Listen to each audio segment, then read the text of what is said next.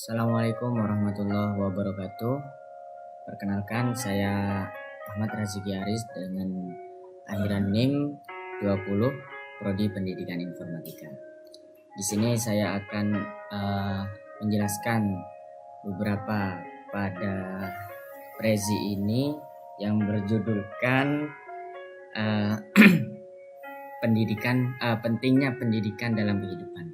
Oke, langsung saja. Yang pertama, pentingnya pendidikan dalam kehidupan yaitu sangat penting karena semua dan sekarang ini serba berpendidikan.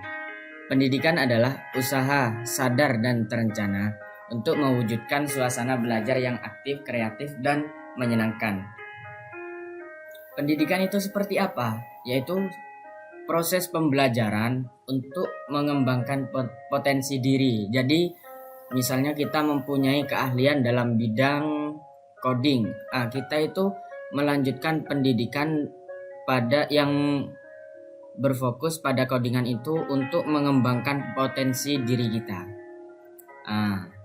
Jadi ketika kita punya sebuah keahlian atau potensi yang sekiranya bagus, yang sekiranya bisa untuk dikembangkan, kita dalami itu dengan cara apa?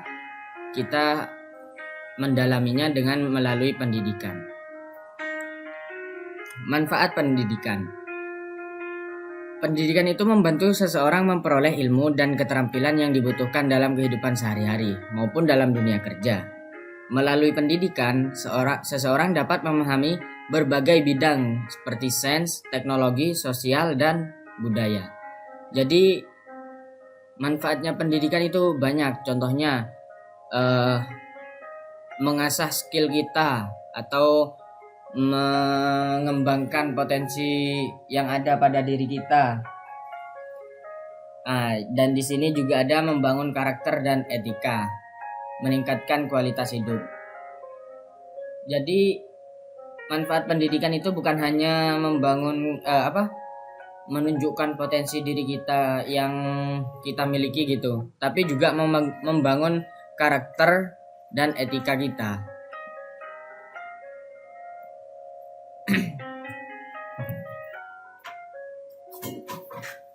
Yang kedua, meningkatkan kualitas hidup.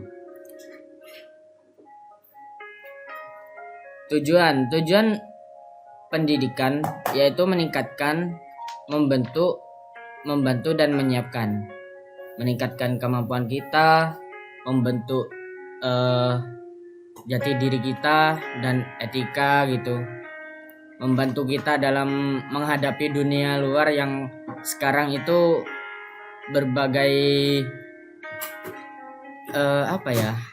yang sekarang itu banyak yang harus menggunakan pendidikan, contohnya seperti kerja dan lain-lainnya itu. Yang keempat, menyiapkan seperti banyak sih. Nanti kalian bisa sharing-sharing sendiri.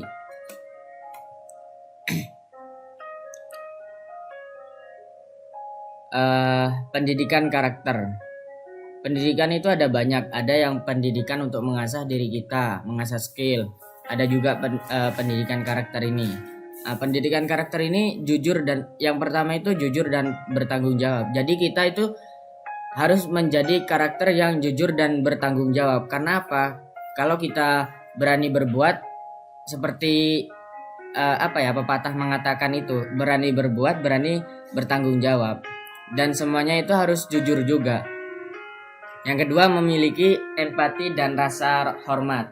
Jadi terkadang banyak orang yang berpendidikan itu kayak lalai atau semacam halnya itu kayak sombong gitu.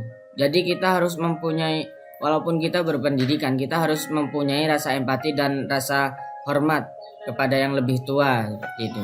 Yang ketiga, memiliki semangat gotong royong. Semangat gotong royong ini kita harus saling membantu, apalagi kita mahasiswa kan. Mahasiswa itu harus saling membantu dengan mahasiswa lain, seperti teman kita kalau lagi kesusahan atau sulit dengan tugasnya itu kita harus saling menolong. Tanyakan, kamu gimana yang nggak ngerti? Sorry ya guys, ini biasa di sini saya recordnya di kamar kos, jadi masih banyak gangguan lah. Paham lah gitu. 4. Cinta tanah air dan lingkungan. Kita berpendidikan itu bukan untuk negara luar. Kadang banyak orang yang berpendidikan itu hanya untuk pengen kesini. Nah, kita lebih baik gunakan ilmu kita pada tanah air kita sendiri, yaitu di Indonesia, dan merawat lingkungan kita dengan pendidikan itu. Caranya ya kita mengajar anak-anak SD atau SMP gitu dan lain sebagainya. Kita mengajari kayak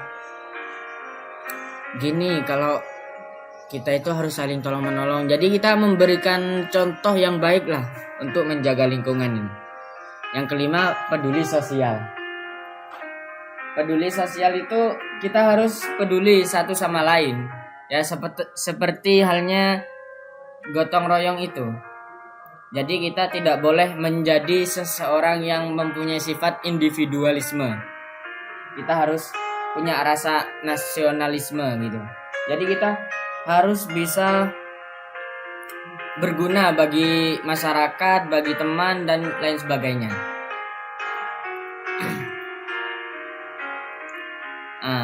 Di sini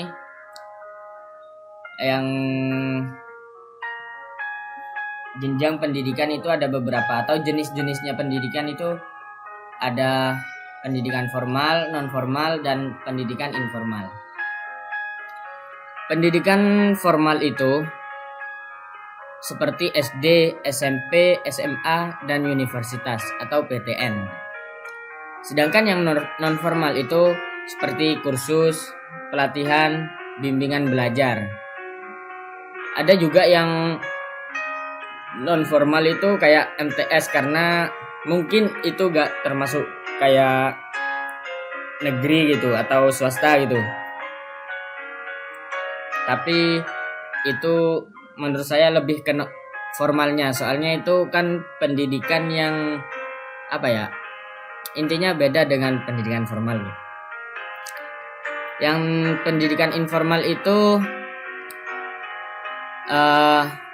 ada belajar di rumah, belajar dari pengalaman, belajar dari orang tua. Jadi seperti kita belajar individu gitu. Pastinya kalau anak-anak kuliahan itu suka dengan belajar individu.